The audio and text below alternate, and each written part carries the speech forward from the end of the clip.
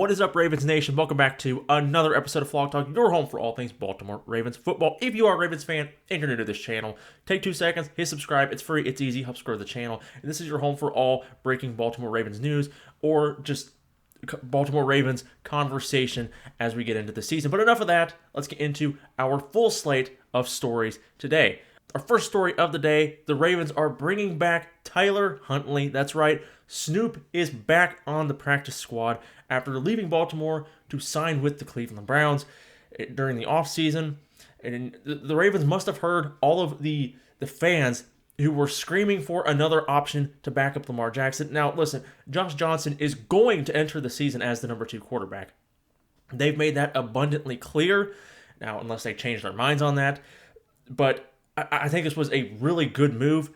I said before that it would have to make a lot of sense financially, and especially financially, but to bring another guy in. And not just do you get that with Tyler Huntley, but you also get a guy who knows the system and has been here, has started games, and he's a serviceable quarterback as long as you don't ask him to run a quarterback sneak from the 2-yard line on the road in a wild card playoff game. You should be good, right?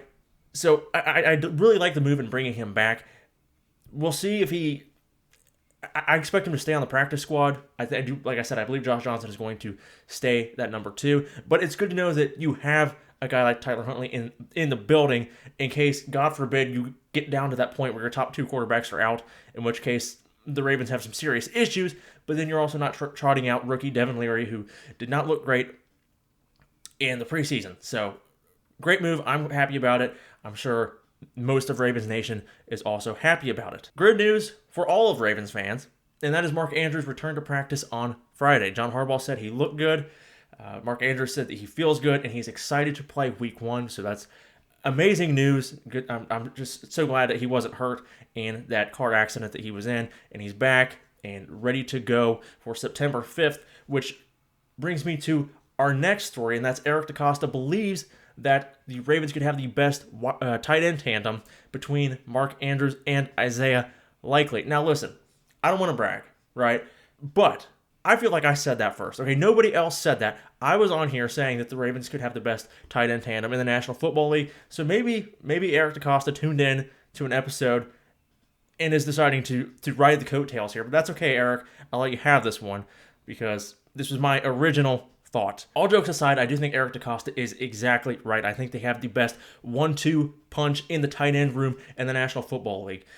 Mark Andrews has been special since he entered the league. In the chemistry that he has with Lamar Jackson is second to none. Maybe Mahomes and Travis Kelce, but they're neck and neck at this point. So excited to have him back. Hopefully he's able to have a full, healthy season. It was unfortunate to see him go down last year, such a vital part of the offense that went down the final 8 games. But what that did was that allowed Isaiah Likely to emerge, and we may not have seen his skill set had Mark Andrews not go down. So I guess maybe a little blessing in disguise, because now you have a really, really talented guy in Isaiah Likely who is a massive threat to defenses.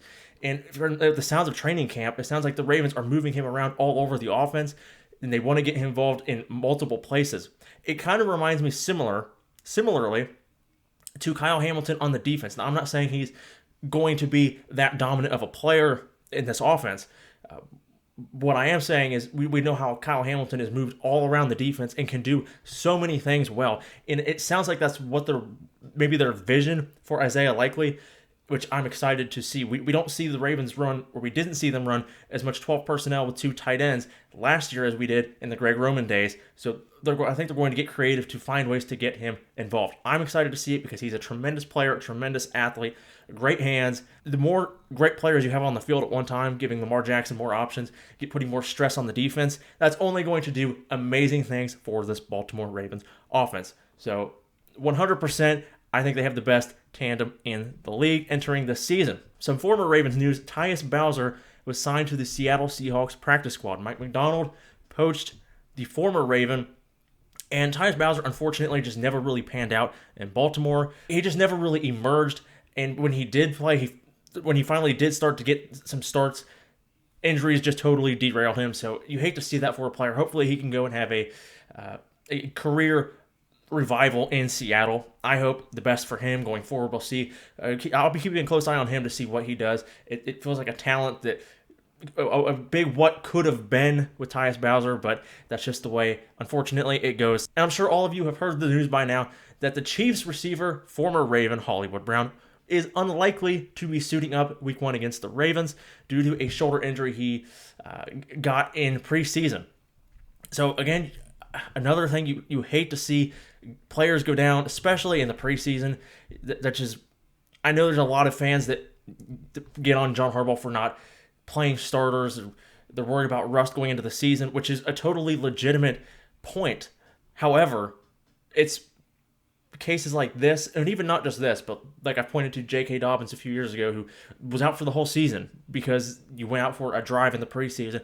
The risk is just so not worth the reward. I'm not saying I know more than Andy Reid. The dude is a multiple Super Bowl winning coach with the face of the league as his quarterback. I'm not saying Andy Reid is wrong for playing guys in the preseason, but I also understand and respect John Harbaugh's approach to it, because to me the risk is just not worth the reward going into a long season trying to knock some of that off-season rust off when you're going to do that in the first game regardless. It's just not worth losing a star player that could totally derail your entire season just for that, in my opinion. I think the Chiefs are going to have one of the fastest wide receiver rooms in the National Football League. Not necessarily the best, but the fastest. Of course, they have Hollywood Brown, who is a good receiver, but they also drafted Xavier Worthy, who was a blazer in college and just smoked the 40-yard dash. This should worry defenses, in my opinion. You have the best quarterback in the league in Patrick Mahomes slinging the rock to 2 speedy guys that can get behind defenses. This offense, I think, is going to be a lot better than it was last year when they were just riddled with drops all around. But just because you're fast doesn't mean you're good. Just ask Kadarius Toney.